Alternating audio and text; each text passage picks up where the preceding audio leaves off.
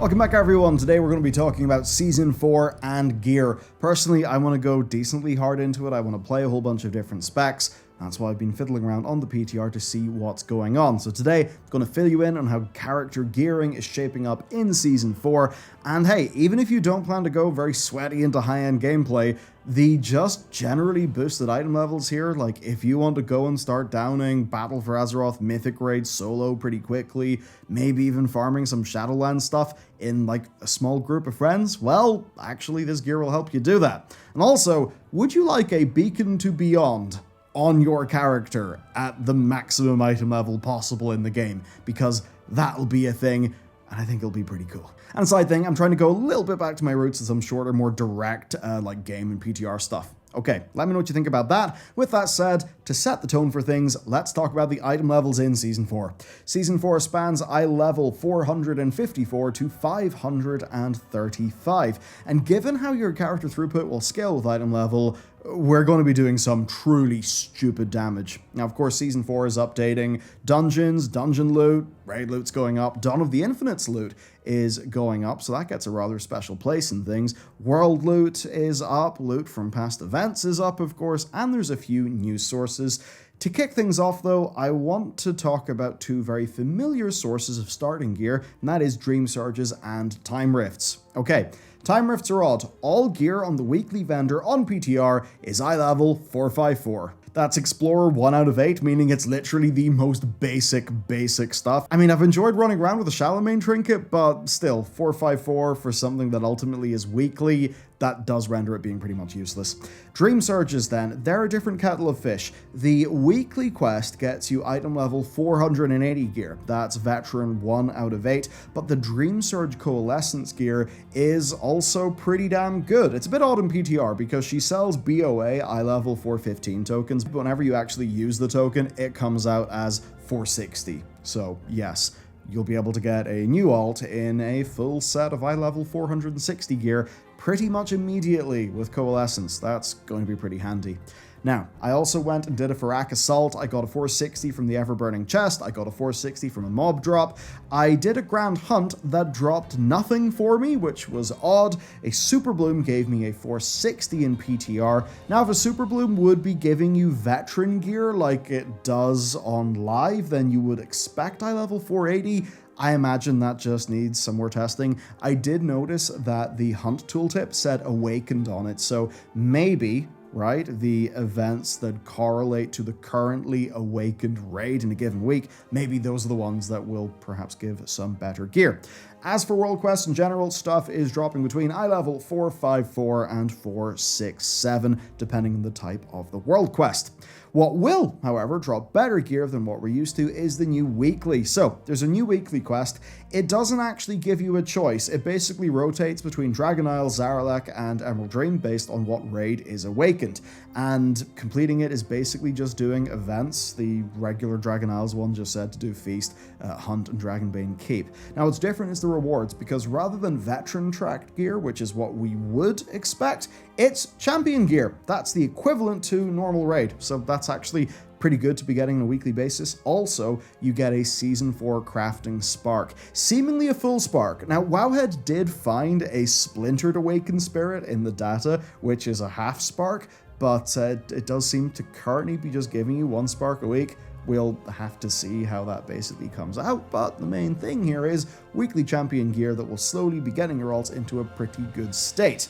Now, one thing that will also do that is getting the trinket or weapon of your dreams. So let's talk about the Booleans. Okay, Booleans are the Dragonflight version of dinars, but they do have quite a bit more flexibility.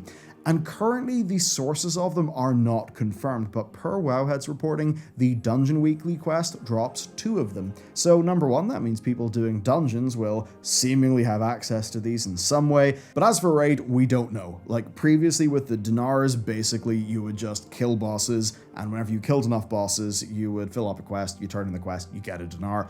Currently, that stuff's not implemented. The tooltip says you can carry a maximum of 12 dinars, but again, we don't know if that's an actual seasonal cap.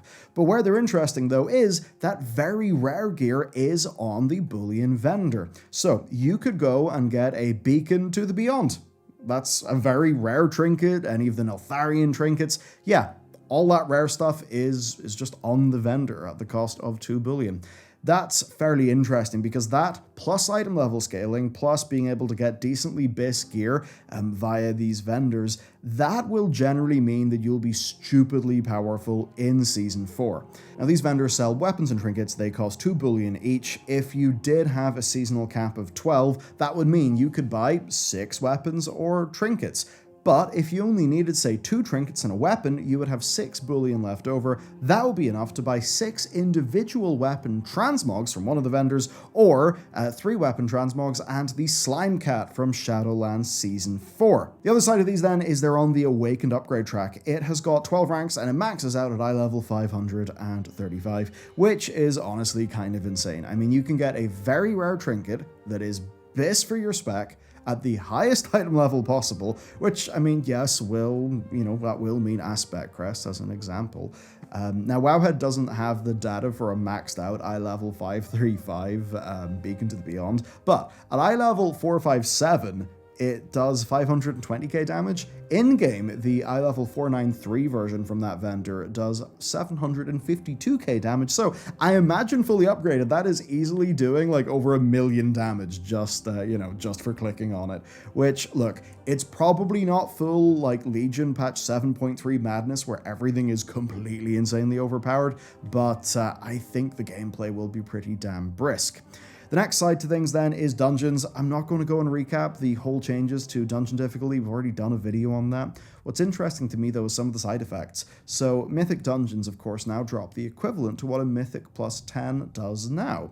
And that is actually interesting because it means if you're doing that level of content, well, in most cases, you'll get more gear. You see, in Mythic Plus, each key has got a 40% chance to give you loot.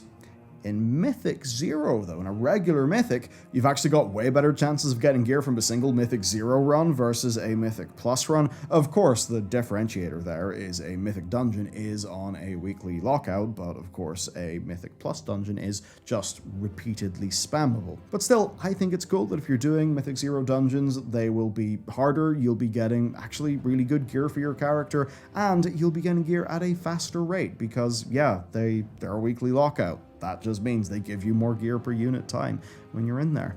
Now, there's a final piece to that puzzle, and that's actually Dawn of the Infinite. So it's not going to be on Mythic Plus for this season, but its Mythic mode will be there, and its Mythic mode will be harder than a standard Season 4 Mythic, so much so that it will be dropping Hero Track gear. That is the equivalent, yes, to Heroic Raid gear from 5-player content. But that's a 5-player dungeon that, they say, is supposed to be properly hard. And that brings me to another thing, which is, should you prepare?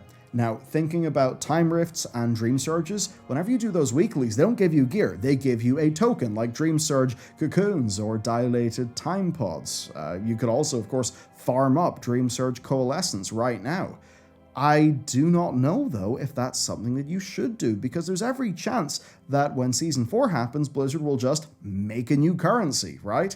Instead of a Dream Surge Coalescence, it'll be a Dream Surge something else. Instead of a Dream Surge Cocoon, it'll be a, I don't know, Dream Surge Nugget, whatever the hell.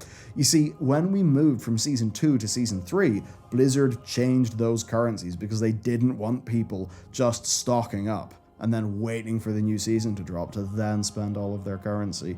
So that's what they did last time. That rendered any stockpiling of old currencies to be useless. Thing is, though, we've got no idea how they're going to handle it here. If Blizzard are wise, they will just make a post about this well in advance so people don't end up being burnt. Now then, as for a bit of why I'm enthusiastic about this, look, I think Season 4 is pretty solid for dungeons. I do think that raids are looking pretty damn barren, though. As for my own goals in-game, leading up to War Within, I just want to be playing more classes. I want to level up characters, slap some gear on them, and just see how they feel now that we've had an expansion of tweaks. The changes to gearing and dungeons support what I want to do, so for me, I'm fairly happy. Now, what would be far more exciting is if maybe they scaled up another raid, like Nighthold, or something like that. I mean, you could scale up Nighthold, and that would be sort of fresh in people's minds, because, of course, we went to the Nighthold in the tier quest fairly recently. Now, there is the other thing where we don't know what the PvE experiment is, other than it seems to be called Time Running Pandemonium. Now, they could be doing just regular stuff for the normal world, but as a part of that, who's to say they don't just put Siege of Orgrimmar there, like, during the event and scale it up beyond a regular time walking, right? Hard to know exactly, but there you go, that's what's going on for Season 4 gearing. Personally, I do think it's pretty fun that I can get a Beacon to Beyond, some other completely overpowered trinket, and probably as well just get a really damn good weapon and just upgrade the hell out of those things. I'm looking forward to just, like, kitting out a character so that it's completely busted. And as much as the launch state of the Dragonflight dungeons might spook people, just because there was a lot of mechanics that were also layered and loads of affixes, remember, well, they've kind of gutted all that. And if you want to learn about how they've gutted all that, well, check out the Warcraft news episode that we published on Saturday, or if you feel like some lore, we published a just nice long story time episode about some really cool plot lines going on in Season of Discovery, which we published yesterday. So enjoy those, and I'll be back soon with more content.